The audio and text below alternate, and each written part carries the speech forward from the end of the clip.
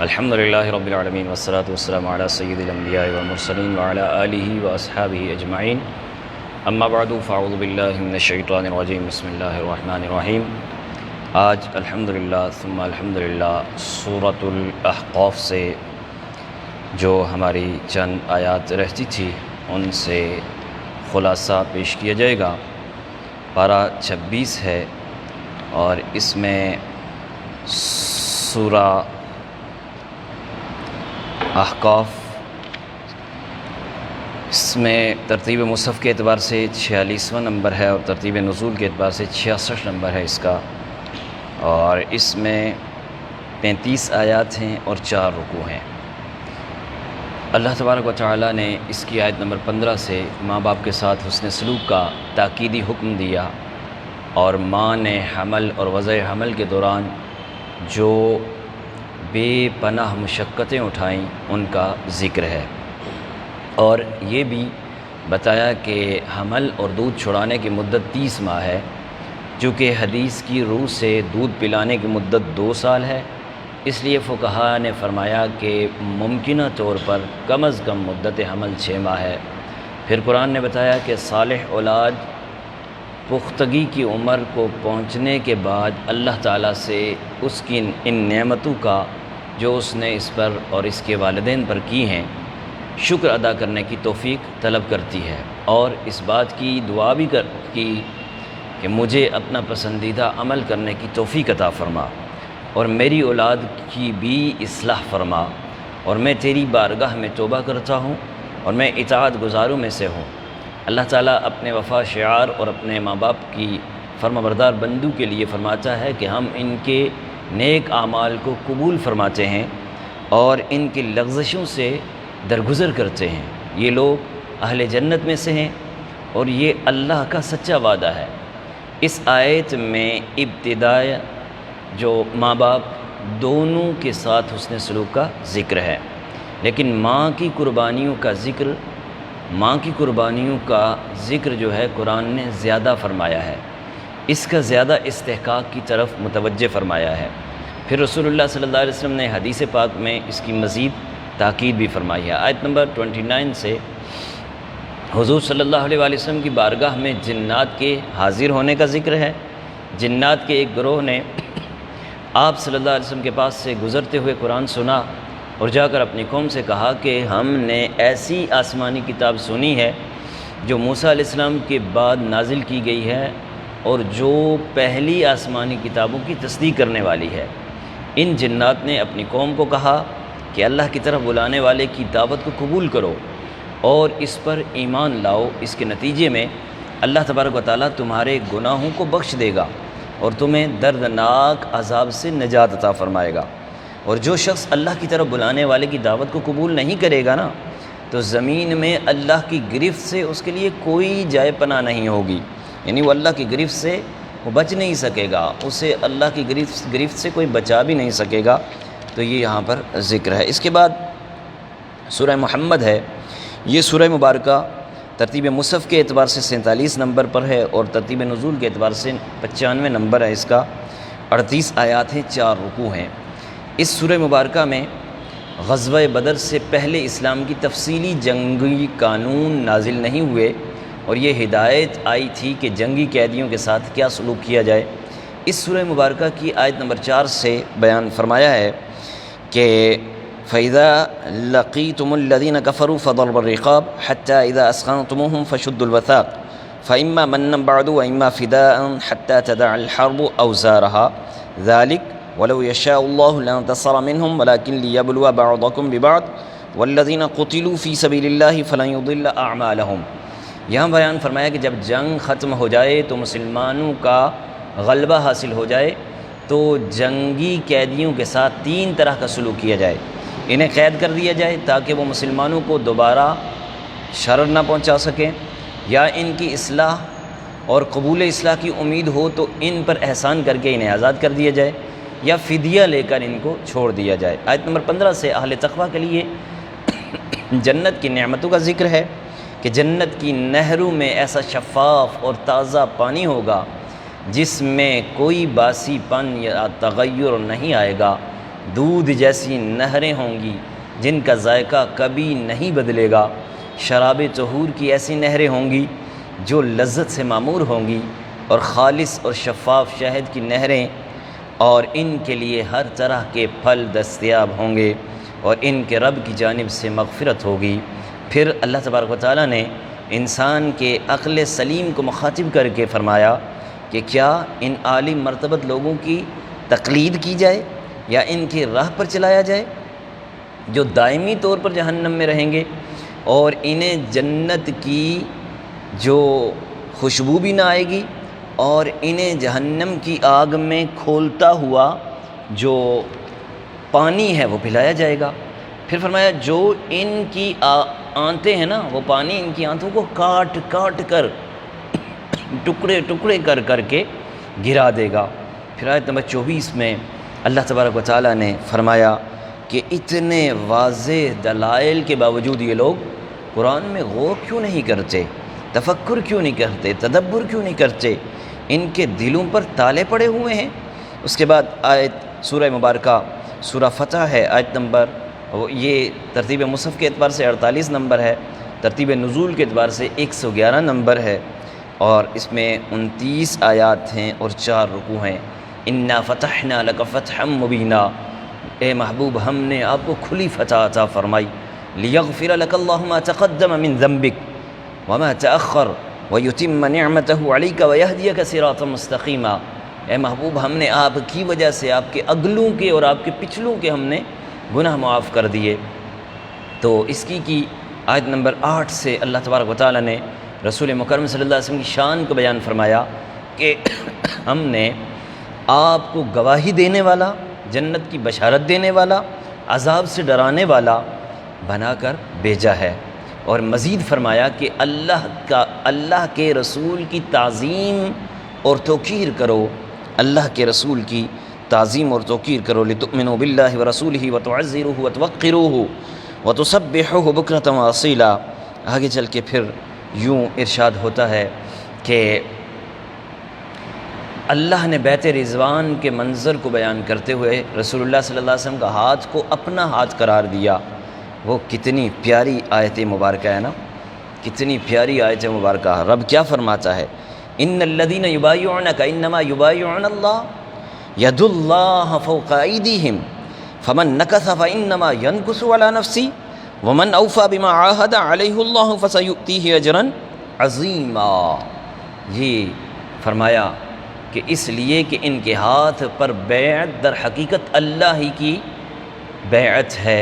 آیت نمبر 11 سے جہاد سے پیچھے رہنے والوں کی حقیقت حال سے اپنے نبی کو باخبر کرتے ہوئے فرمایا کہ یہ لوگ بہانہ بازی کریں گے، ہم اپنے مال اور اہل کی مصروفیت کی وجہ سے شریک نہ ہو سکے، ہماری خطا معاف فرما دیجئے۔ اللہ تبارک و تعالیٰ نے فرمایا کہ یہ اپنے منہ سے وہ بات کہتے ہیں جو ان کے دل میں نہیں ہے۔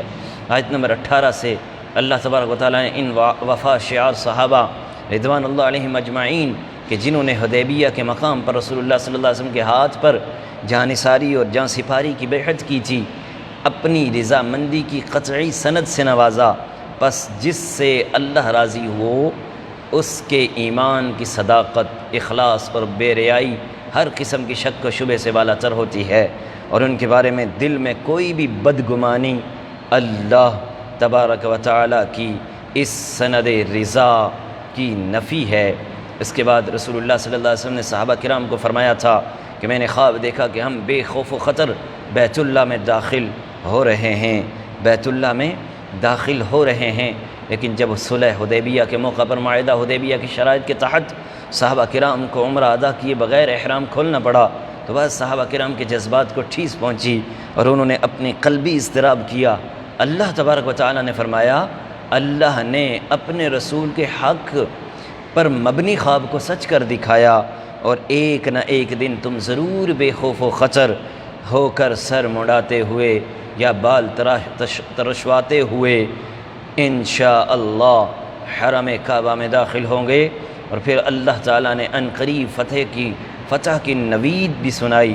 اس صورت کے آخر میں رسول اللہ صلی اللہ علیہ وسلم کے اصحاب کی وہ صفات بیان کی کہ محمد الرسول اللہ والذین معہ اشداء علی الکفار رحماء بينهم تراهم ركعا سجدا يبتغون فضلا من الله ورضوانا سيماهم في وجوههم من أثر السجود ذلك مثلهم في التوراة ومثلهم في الإنجيل كزرع أخرج شطأه فآزره فاستغلظ فاستوى على سوقه يعجب الزراء ليغيظ بهم الكفار وعد الله الذين آمنوا وعملوا الصالحات منهم مغفرة وأجرا عظيما۔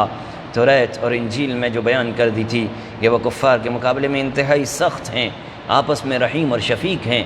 اے مخاطب، تو جب بھی انہیں دیکھے گا اللہ کی عبادت میں مشغول پائے گا، وہ اللہ کے فضل اور اس کی رضا کے طلبگار رہتے ہیں، اور ان کی جبینیں سجدے کے اثر سے نیز تاباں ہیں، اور ان کی جو جبینیں ہیں نا وہ سجدوں کے اثر سے منور ہیں، وہ سجدوں کے اثر سے نور برسا رہی ہیں۔ مفسرین نے کرام نے فرمایا کہ اس آیت میں خلافت راشدہ کی ترتیب کی طرف بھی اشارہ ہے جو اس آیت میں فرمایا گیا۔ پھر اگلی سورہ مبارکہ سورۃ الحجرات ہے۔ یہ سورہ مبارکہ ترتیب مصحف کے اعتبار سے 49 نمبر پر، ترتیب نزول کے اعتبار سے 106 نمبر ہے اس کا۔ اس میں 18 آیتیں، 2 رکوع ہیں۔ سورہ حجرات کی ابتدا میں اللہ تبارک و تعالیٰ نے بارگاہ نبوت کے آداب سکھائے کہ یا ایھا الذین آمنوا لا تقدموا بین یدی اللہ ورسولہ واتقوا اللہ ان اللہ سمیع علیم۔ یا ایھا الذین آمنوا لا ترفعوا اصواتکم فوق صوت النبی ولا تجهر له بالقول كجهر بعضكم لبعض ان تحبط اعمالكم وانتم لا تشعرون۔ یہاں یہ بیان کیا کہ اپنی آواز کو ان کی آواز سے اونچا نہ کرنا، یہ ادب کے منافی ہے۔ ان کے ساتھ اونچی آواز سے بات کرنا بھی ایسی بے ادبی ہے جس سے ساری نیکیاں برباد ہو سکتی ہیں، اور اہل ادب کے لیے مغفرت اور اجر عظیم کی نوید سنائی ہے۔ آیت نمبر 9 میں مسلمانوں کے متحارب گروہوں میں عدل و انصاف پر مبنی صلح کا حکم دیا گیا اور اخوت ایمانی کا بیان ہوا۔ اس صورت کے دوسرے رکوع میں اخلاقیات کی تعلیم ہے، خاص طور پر یہ کہ مسلمان مرد و زن ایک دوسرے کا مذاق نہ اڑائیں اور ایک دوسرے کے عیب جوئی نہ کریں، ایک دوسرے کے برے ناموں سے نہ پکاریں، ایک دوسرے کے لیے برے بدگمانی نہ کریں، ایک دوسرے کے پوشیدہ احوال کا سراغ نہ لگائیں، ایک دوسرے کی غیبت نہ کریں۔ پھر غیبت کو اتنا گناؤنا جرم قرار دیا کہ گویا اپنے مردہ بھائی کا گوشت نوچنا ہے، اپنے مردہ بھائی کا گوشت نوچنا ہے۔ پھر اس کے بعد یہ بھی بتایا کہ انسانیت کی اصل ایک ہی ہے، یعنی سب حضرت آدم اور حوا علیہ السلام کی اولاد میں سے ہیں، اور قبائل اور برادریاں تو تفاخر کے لیے نہیں، تعارف کے لیے ہیں۔ پھر اس میں ایمان صادق اور ایمان کامل کی تعریف بیان کی گئی ہے، اور یہ بھی بتایا گیا کہ کوئی ایمان لا کر اللہ پر احسان نہ جتلائے، بلکہ یہ تو اللہ کے بندے پر احسان ہے، اللہ کا اس بندے پر احسان ہے کہ اس نے نعمت ایمان سے نوازا ہے۔ اس کے بعد سورہ قوف شروع ہوتی ہے، یہ 50واں نمبر ہے اس کا ترتیب مصحف کے اعتبار سے، نزول کے اعتبار سے اس کی 34 نمبر ہوا ہے۔ اس کی 45 آیات ہیں اور 3 رکوع ہیں۔ اس کی بھی آیت نمبر 15 سے اس کی آیت جو ہے اس میں اس صورت میں ایک بار پھر اللہ تبارک و تعالیٰ کی قدرت کی نشانی کو بیان کیا گیا، یعنی آسمانوں کے رفعت، شمس و قمر، کواکب و نجوم سے اس کا مزین کرنا، اس میں کسی شگاف کا نہ ہونا، زمین کی وسعت اور اس میں بلند و بالا پہاڑوں کا لنگر کی طرح ثبت کر دینا، آسمان سے بارش برسانا، اور اس میں طرح طرح کے اناج کا اور پھل پھول اور باغات کا اگانا، مردہ زمین کو زندہ کرنا وغیرہ، یہ اللہ تبارک و تعالیٰ کی نشانیاں، اللہ تبارک و تعالیٰ کی قدرت کی نشانیاں ہیں۔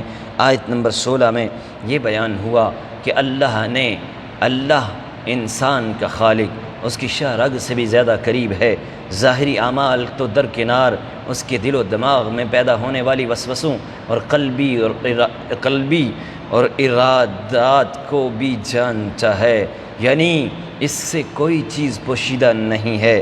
اس سورہ مبارکہ میں یہ بھی بیان فرمایا کہ بعض اہل علم نے فرمایا کہ اگر کسی کی بصارت متاثر ہو تو یہ آیت مبارکہ پڑھ کر دم کیا جائے، اللہ تبارک و تعالیٰ اسے بصارت کو ٹھیک کر دیتا ہے۔ وہ کون سی آیت ہے؟ من خشی الرحمن بالغیب وجاء بقلب سلیم، اور ایک یہ بھی آیت مبارکہ ہے جس نے اس آیت مبارکہ کو بھی پڑھا تو اس کی بصارت بھی ٹھیک ہو جاتی ہے۔ فَكَشَفْنَا عَنْكَ غِطَاءَكَ فَبَصَرُكَ الْيَوْمَ حَدِيدٌ۔ اور اس کے بعد سورہ مبارکہ سورۃ الذاریات ہے۔ اس سورہ مبارکہ کا نزول کے اعتبار سے 51 نمبر ہے، مصحف کے اعتبار سے 51 نمبر، اور نزول کے اعتبار سے 60 آیات اور 3 رکوع ہیں۔ وَالذَّارِيَاتِ ذَرْوًا فَالتَّالِيَاتِ ذِكْرًا فَالْحَامِلَاتِ، اس میں یوں فرمایا وَالذَّارِيَاتِ ذَرْوًا فَالْحَامِلَاتِ وِقْرًا، اور فَالْجَارِيَاتِ يُسْرًا فَالْمُقَسِّمَاتِ أَمْرًا إِنَّمَا تُوعَدُونَ لَصَادِقٌ وَإِنَّ الدِّينَ لَوَاقِعٌ وَالسَّمَاءِ ذَاتِ الْحُبُبِ۔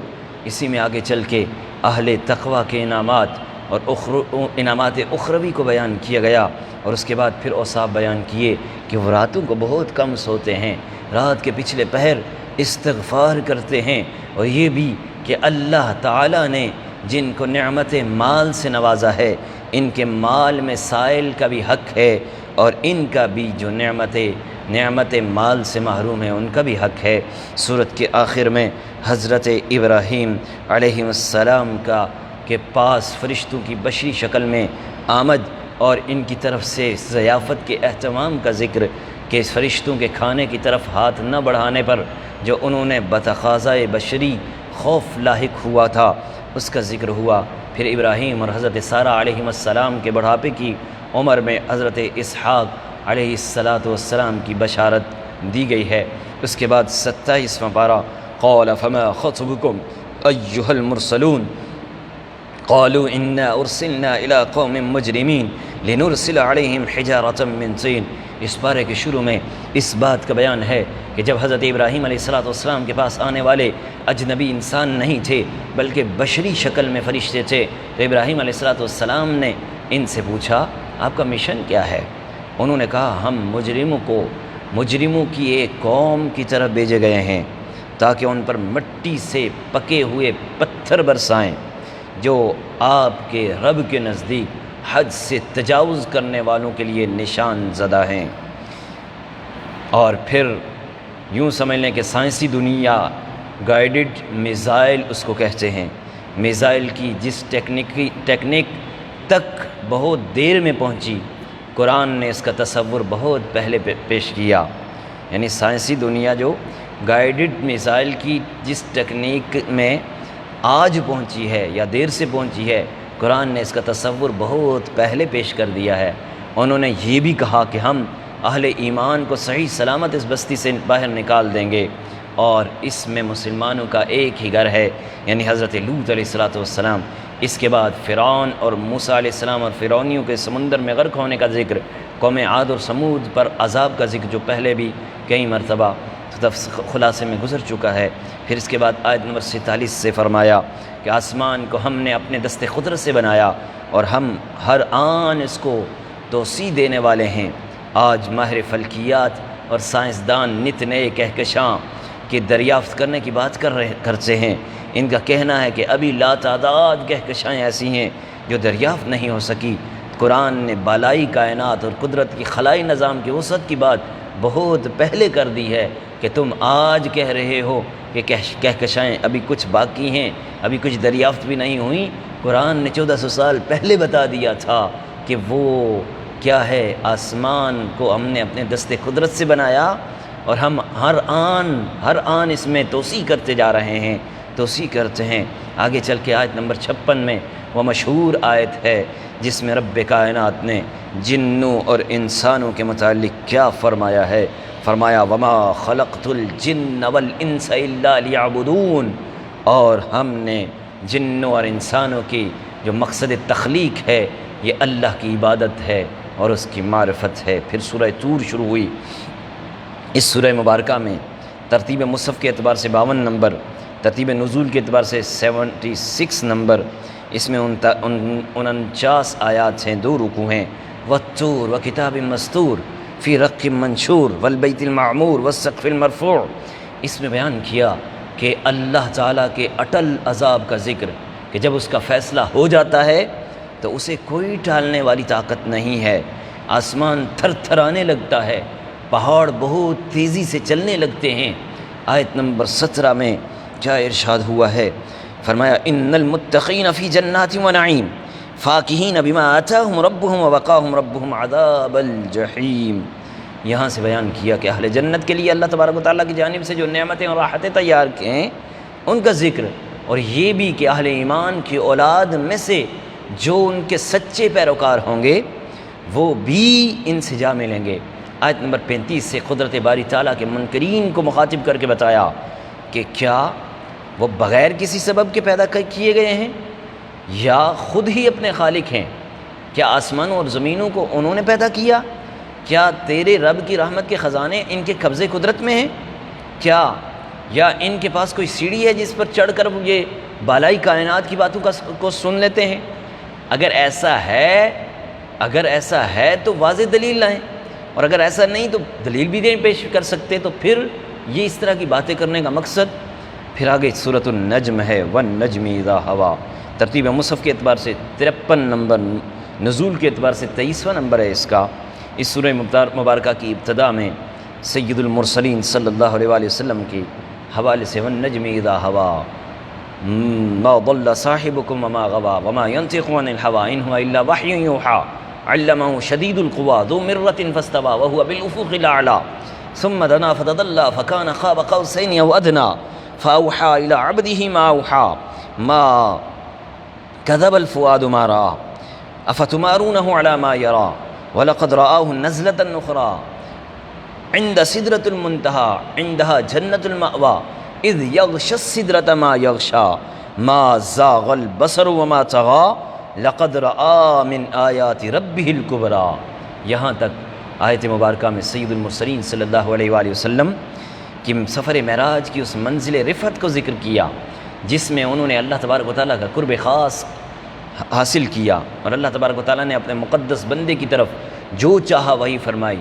رسول اللہ صلی اللہ علیہ وسلم اپنے قلب ناظرین کی پوری حضوری اور یقین کے ساتھ اپنے خالق و مالک کے جلووں کو دیکھتے رہے، تو اللہ تبارک و تعالیٰ نے ریب اور شک میں مبتلا لوگوں کو فرمایا کیا تم اس میں جگرتے ہو کہ انہوں نے دیکھا، انہوں نے تو نور نزول کے اس جلوے کو بار بار دیکھا، وہاں جنت المأویٰ کو دیکھا، اور آپ صلی اللہ علیہ وسلم اپنے خالق کے جلوہ نور کو اس قرار اور انہماک کے ساتھ دیکھ رہے تھے کہ آپ کی نظر نہ کج ہوئی نہ بہکی نہ چنیائی ہے۔ آیت نمبر 32 سے اللہ تبارک و تعالیٰ نے فرمایا کہ جو لوگ صغیرہ گناہوں کے ما سوا کبیرہ گناہوں سے بچتے رہتے ہیں انہیں بشارت دی گئی کہ بے شک آپ کا رب وسیع مغفرت فرمانے والا ہے۔ اسی مفہوم کی ایک اور آیت میں فرمایا کہ نیکیاں گناہوں یعنی صغیرہ گناہوں کو مٹا دیتی ہیں۔ مزید فرمایا کہ اللہ تمہیں خوب جاننے والا، جب اس نے تم کو مٹی سے پیدا کیا تھا نا، اور جب تم اپنی ماؤں کے پیٹ میں تھے سو تم اپنی پارسائی کا دعویٰ نہ کرو، اللہ متقین کو خوب جاننے والا ہے۔ 38 سے فرمایا کہ کسی کے گناہ کا بوجھ کسی دوسرے پر نہیں ڈالا جائے گا، ہر شخص کو اپنے کیے کا بوجھ اٹھانا پڑے گا اور پورا پورا اس کو صلہ ملے گا۔ پھر اس کے بعد سورۃ القمر ہے، ترتیب مصحف کے اعتبار سے 54 نمبر، نزول کے اعتبار سے 37واں نمبر ہے اس کا، 55 آیات، 3 رکوع ہیں۔ اقتربت الساعة وانشق القمر وإن يروا آية يعرضوا ويقولوا سحر مستمر۔ یہاں سے بیان کیا کہ قیامت قریب آ گئی، چاند 2 ٹکڑے ہو گیا۔ کافر اگر کوئی نشانی دیکھتے ہیں نا تو رخ پھیر لیتے ہیں اور کہتے ہیں یہ تو وہ جادو ہے جو پہلے سے چلا آ رہا ہے۔ شق القمر کا واقعہ تقریباً 8 سنہ ہجری میں اہل مکہ نے معجزے کا مطالبہ کیا، تو آپ صلی اللہ علیہ وسلم نے ان کو یہ معجزہ دکھایا کہ چاند 14ویں کا ہے، آب و تاب پر ہے، انگلی کا اشارہ پاتا ہے چاند تو چاند کے 2 ٹکڑے ہو جاتے ہیں، ایک ٹکڑا ادھر گرتا ہے ایک ٹکڑا ادھر گرتا ہے، یعنی چاند کا ایک ٹکڑا ہیرا پہاڑ کی ایک جانب گرا، دوسرا ٹکڑا ہیرا پہاڑ کی دوسری جانب گرا۔ یہ واقعہ صحیح بخاری میں بھی ہے، صحیح مسلم میں بھی ہے، سنن ابی داود میں بھی ہے، سنن بیہقی میں بھی ہے، اور کتب تفاسیر میں مذکور ہے۔ حافظ ابن کثیر اور دیگر مفسرین نے ان احادیث کو متواتر کے درجے میں قرار دیا ہے، اور اس واقعے کی صداقت کی عقلی دلیل یہ ہے کہ قرآن نے برملا اس کا دعویٰ کیا، اور اس دور میں کسی نے بھی اس واقعے کی صداقت کو چیلنج نہیں کیا، اور قرآن نے اسے علامات قیامت سے قرار دیا۔ اسی سورہ مبارکہ میں اللہ تبارک و تعالیٰ نے 4 مرتبہ تکرار فرمایا، 4 مرتبہ تکرار در تکرار کے ساتھ فرمایا کہ ہم نے قرآن کو نصیحت حاصل کرنے کے لیے آسان کر دیا۔ وَلَقَدْ يَسَّرْنَا الْقُرْآنَ لِلذِّكْرِ فَهَلْ مِن مُّدَّكِرٍ، اس کو تکرار کے ساتھ فرمایا کہ ہم نے اس کو آسان کر دیا ہے نصیحت کے، لیکن کس کے لیے؟ نصیحت قبول کرنے والوں کے لیے۔ اور اسی کے ساتھ اس صورت میں قوم عاد، قوم ثمود، آل فرعون پر عذاب کا ذکر ہے، جس کی تفصیلات اس سے پہلے قرآن کریم میں گزر چکی ہے۔ اس کے بعد سورۃ الرحمن ہے، الرحمن علم القرآن۔ یہ سورہ مبارکہ مصحف کے اعتبار سے 55 نمبر، نزول کے اعتبار سے اس کا 97 نمبر ہے۔ اس میں 78 آیتیں ہیں، 3 رکوع ہیں۔ اس صورت میں رحمان نے اپنے رسول مکرم کو قرآن کی تعلیم دی، اس نے انسان کامل کو پیدا کیا۔ الرحمن علم القرآن خلق الانسان علمہ البیان، الشمس والقمر بحسبان والنجم والشجر یسجدان والسماء رفعها ووضع المیزان۔ پھر اس نے فرمایا اس نے انسان کامل کو پیدا کیا اور ان کو ہر چیز کے بیان کی تعلیم دی۔ آگے چل کے فرمایا اللہ تعالیٰ نے سورج اور چاند کے غیر مرئی نظم و ضبط، زمین پر بچھے ہوئے سبزے اور درختوں کی کیفیت، سجدہ اور آسمان کی رفعت کو اپنی قدرت کے دلیل کے طور پر پیش فرمایا۔ اللہ تبارک و تعالیٰ نے اس صورت میں اپنی قدرت کی بے پایہ نعمتوں کو بار بار ذکر کیا۔ فَبِأَيِّ آلَاءِ رَبِّكُمَا تُكَذِّبَانِ فَبِأَيِّ آلَاءِ رَبِّكُمَا تُكَذِّبَانِ، فرمایا نا وَالْحَبُّ ذُو الْعَصْفِ وَالرَّيْحَانِ فَبِأَيِّ آلَاءِ رَبِّكُمَا تُكَذِّبَانِ خَلَقَ الْإِنسَانَ مِنْ صَلْصَالٍ كَالْفَخَّارِ وَخَلَقَ الْجَانَّ مِنْ مَارِجٍ مِنْ نَارٍ فَبِأَيِّ آلَاءِ رَبِّكُمَا تُكَذِّبَانِ۔ تو یہ تقریباً 31 بار 31 آیت نمبر 33 یعنی 33 میں فرمایا اے جنات اور انسان۔ آیت نمبر 40 میں فرمایا کہ 2 جنتوں کی نعمتوں کا بیان کیا، کہ وہاں 2 جنتوں کی نعمت کا بیان کیا کہ وہاں سرسبز جو شاخوں والے باغات ہوں گے، ان جنتوں میں 2 چشمے بہہ رہے ہوں گے، ہر پھل کی 2 قسمیں ہوں گی۔ اہل جنت ایسی مسندوں پر جلوہ افروز ہوں گے جن کے جو استر ہیں نا یہ نفیس ہوں گے، دوبیز ہوں گے، ریشم کے ہوں گے۔ وہاں یاقوت اور مرجان کی طرح مرجان ہوں گے اور ان کی طرح باحیا حوریں ہوں گی۔ پھر فرمایا کہ ان دونوں کی علاوہ 2 جنتیں اور ہوں گی جن میں فواروں کی طرح چھلکتے ہوئے 2 چشمے ہوں گے۔ اور اس طرح کہ مزید نعمتوں کے بیان کرنے کے بعد پھر احسان کا بدلہ اس طرح فرمایا گیا۔ کیا فرمایا، کتنی پیاری سورہ مبارکہ ہے، اس کو پڑھتے رہیں، یہ زیور ہے قرآن کا۔ کیا فرمایا ہے کہ متقین علی رفرف خضر وعبقری حسان فبأي آلاء ربكما تكذبان تبارک اسم ربک ذی الجلال والاکرام، ذی الجلال والاکرام۔ اس کے بعد سورہ واقعہ شروع ہوتی ہے۔ اس سورہ مبارکہ ترتیب مصحف کے اعتبار سے 56واں نمبر ہے، ترتیب نزول کے اعتبار سے اس کا 46واں نمبر ہے۔ اس میں 96 آیات ہیں، 3 رکوع ہیں۔ اذا وقعت الواقعہ لیس لوقعتها کاذبہ خافضۃ رافعہ اذا رجت الارض رجا وبست الجبال بسا فکانت ہباء منبثا۔ آگے چل کے اس سورہ مبارکہ میں انسان کے 3 طبقات بیان کیے، ایک اصحاب المیمنہ یعنی اہل سعادت اور خیر والے، دوسرے السابقون المقربون وہ لوگ ہوں گے جو نیکی میں سب پر سبقت لے جانے والے ہوں گے، تیسرے اصحاب المشأمہ یہ وہ بد نصیب لوگ ہوں گے، اہل جہنم ہوں گے۔ اس کے بعد ایک بار پھر جنت کی پرکشش نعمتوں کا ذکر اور ایک دوسرے کے بالمقابل تکیوں پر ٹیک لگائے ہوئے جو زر و جواہر ہوں گے اس سے مرصع یعنی مزین، اس سے آراستہ پیراستہ ہوئے تختوں پر بیٹھے ہوئے ہوں گے، یوں تکیے لگے، ادھر بھی ہوں گے ادھر بھی ہوں گے، یوں ایک دوسرے کے آمنے سامنے ہوں گے۔ پھر فرمایا یہ پرکیف انداز میں شراب طہور کے جام میں گردش کر رہے ہوں گے، اور یہ ایسی شراب ہوگی کہ جو عقل کو ظاہر نہیں کرے گی، عقل پر اثر نہیں۔ آج کی شراب جو پاکستان یہاں پر دنیا میں ملتی ہے ایسی شراب نہیں، وہ شراب طہور ہوگی، وہ نہ عقل کو زائل کرے گی نہ بدحواس کرے گی، وہ ایسی مٹھاس والی ہوگی کہ پینے والا پیتا رہے گا اور ملتی رہے گی۔ پھر فرمایا اس کے بعد اصحاب الیمین کے لیے مزید نعمتوں کا ذکر ہے۔ پھر اصحاب الشمال یعنی اللہ کے نافرمان لوگوں کے لیے عذاب کی مختلف صورتوں کا ذکر ہے۔ ان میں ایک یہ ہے کہ ان کی خوراک زقوم ہوگی، تھوڑ کے درخت سے ہوگی، اس درخت کا پھل انتہائی کڑوا ہوگا، اس سے وہ پیٹ بھریں گے اور اس پر کھولتا ہوا پانی بھی ڈالا جائے گا۔ اللہ تعالیٰ نے اپنی قدرت کی طرف متوجہ کرتے ہوئے فرمایا یہ بتاؤ جو کچھ تم کاشت کرتے ہو اس کی در حقیقت تم اگاتے ہو یا ہم اگاتے ہیں؟ اگر ہم چاہیں نا تو اسے چورا چورا کر کے راکھ کر دیں، پھر تم باتیں بناتے رہ جاتے کہ ہم پر تو تاوان پڑ گیا، ہم تو مجرمین محروم ہو گئے، ہم تو یہ ہو گیا۔ یہ اللہ تبارک و تعالیٰ ایک یوں سمجھ لیں نصیحت آمیز انداز میں یہ سمجھا رہا ہے۔ آیت نمبر 77 سے قرآن عظیم کا ذکر ہے، یہ کتاب لوح محفوظ سے، اور اس کتاب کو صرف پاک لوگ ہی چھو سکتے ہیں۔ اس کے بعد سورۃ الحدید 56 نمبر نزول مصحف کے اعتبار سے، نزول کے اعتبار سے 94 نمبر ہے اس کا، 29 آیات ہیں، 4 رکوع ہیں۔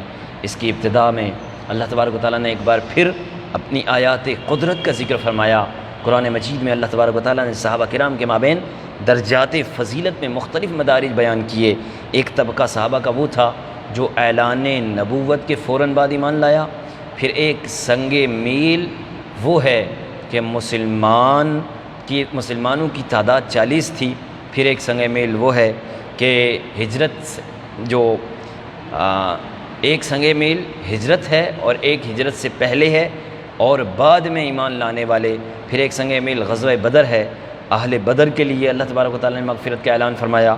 ایک سنگ میل صلح حدیبیہ ہے، اللہ تبارک و تعالیٰ نے اس موقع پر موجود تمام صحابہ کرام کو اپنی رضا مندی کی سند عطا فرمائی، اور پھر ایک سنگ میل فتح مکہ ہے کہ جس کا اس سورت کی 10ویں آیت مبارکہ میں ذکر ہوا کہ اللہ تبارک و تعالیٰ فرماتا ہے اے مسلمانوں تم میں سے کوئی بھی ان کے برابر نہیں ہو سکتا جنہوں نے فتح مکہ سے پہلے اللہ کی راہ میں خرچ کیا اور کافروں سے جہاد کیا، ان سب کا ان مسلمانوں سے بہت بڑا درجہ ہے جنہوں نے فتح مکہ کے بعد اللہ کی راہ میں خرچ کیا اور کافروں سے جہاد کیا، مگر اس باہمی فضیلت اور درجہ بندی سے کسی کو یہ حق نہیں پہنچتا کہ کسی صحابی کے مرتبے کو گرائے یا ان کی شان میں کوئی نازیبہ کلمہ کہے یا ان کے اخلاص اور ایمان میں کوئی شک کرے، جیسے آج بعض بک بک کرتے رہتے ہیں حضرت امیر معاویہ اور حضرت ابو سفیان رضی اللہ تعالیٰ عنہ کے بارے میں کہ جی یہ ایسے تھے، یہ ایسے ہی ہیں، یا یوں ہیں، یہ یوں ہیں، ان کا مرتبہ بالکل نہیں ہے، بعض تو کم بخت ان کو صحابی بھی نہیں مانتے، اللہ تعالیٰ اس کو غرق کرے۔ تو کہا کہ جو صحابی ہیں نا ان کو اللہ تبارک و تعالیٰ نے ڈگری دے دی ہے، کون سی ڈگری؟ رضی اللہ عنہم ورضوا عنہ وکلا وعد اللہ الحسنی والی بھی، رضی اللہ عنہم ورضوا عنہم والی بھی، اولئک اعظم درجۃ والی بھی۔ تو رب کائنات نے جب ان سب کے لیے وکلا وعد اللہ الحسنی کی سند دے دی، ان سب کے لیے جنت دے دی، تو پھر اس طرح کے فتنوں میں پڑنے کی ضرورت تمہیں نہیں۔ اور اللہ تبارک و تعالیٰ نے اپنے رسول کے تمام صحابہ سے اچھے انجام یعنی جنت کا وعدہ فرمایا۔ آیت نمبر 12 میں فرمایا میدان حشر میں مومنین اور مومنات کی امتیازی شان ہوگی اور ان کا نور ان کے سامنے اور ان کے دائیں ان کے جانب ذو فشاں ہوگا، انہیں جنت کی بشارت دی جائے گی۔ اگلی آیت نے فرمایا منافق مرد اور منافق عورتیں مومنوں سے کہیں گی تم ہماری طرف دیکھو، ہم بھی تو تمہارے نور سے کچھ روشنی حاصل کر لیں۔ ان سے کہا جائے گا تم اس سے پیچھے لوٹ جاؤ، پھر کوئی نور تلاش کرو، تم کوئی اور نور تلاش کرو۔ پھر ان کے درمیان ایک ایسی دیوار حائل کر دی جائے گی کہ جس میں دروازہ ہوگا، اس کے اندرونی حصے میں رحمت ہوگی اور باہر کی جانب عذاب ہوگا، یعنی متقین اور ان جہنمیوں کے درمیان ایک دیوار حائل کر دی جائے گی، ادھر اندرونی طرف جنت والے رحمت لوٹ رہے ہوں گے اور اس طرف والے جہنمی جو ہیں وہ عذاب میں گرفتار ہوں گے۔ آیت نمبر 20 میں دنیا کے مال و دولت اور دنیا کی زیب و زینت کے ناپائیداری کا ذکر ہے، اور فرمایا کہ اپنے رب کی مغفرت کی جانب دوڑ کے چلو اور اس جنت کی طرف پیش قدمی کرو جس کی وسعت آسمانوں اور زمین کی مثل ہے، اور جو اللہ اور اس کے رسول پر ایمان لانے والے ہیں نا، ان کے لیے وہ جنت تیار کر رکھی ہے۔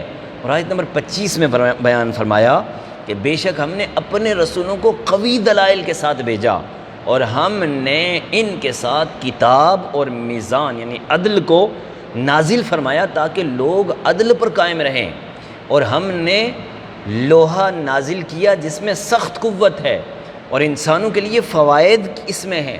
قرآن مجید کی اس آیت کی حقانیت کی قوی دلیل یہ ہے کہ آج دنیا بھر میں سامان حرب کی تیاری، جنگ کی تیاری، دفاعی کا کام کے لیے، دفاعی جو اقدامی جنگ کے لیے فولاد بنیادی حیثیت رکھتا ہے۔ آپ ایٹم بم کو دیکھیں، اس میں کیا چیز استعمال ہوتی ہے، آپ مشین گن کو دیکھیں، اس میں کیا استعمال ہوتا ہے، اسی طرح آپ جو کلیشنکوف ہے اس کو دیکھیں، ہر چیز لوہے کی اس میں استعمال ہوتا ہے، قدیم ہو یا جدید ہو، ان سب صنعتوں کی اساس یہی لوہا ہے جس کا رب کائنات نے ارشاد فرمایا ہے۔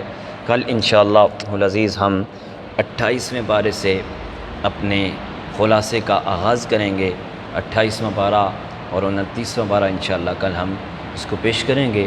رب ذوالجلال ہمیں قرآن کے احکامات کو سمجھنے کی توفیق عطا فرمائے۔ وآخر دعوانا ان الحمد للہ رب العالمین۔